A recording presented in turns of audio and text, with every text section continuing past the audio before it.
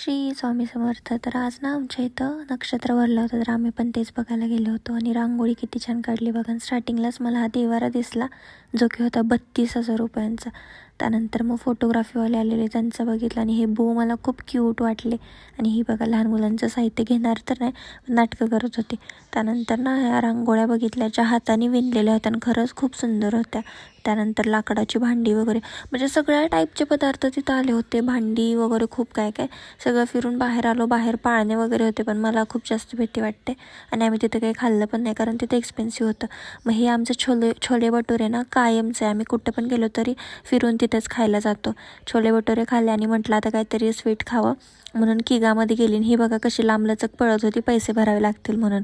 तरी पण मी तिला नेलंच आणि पैसे मागत होते मी इथं तिच्याकडं, तर ती रेकॉर्ड करत होती.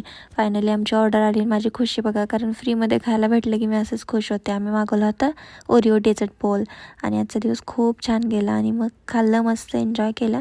आणि तिथंच आम्ही ठरवत होतो उद्या परत यायचं की नाही यायचं नक्षत्र बघायला.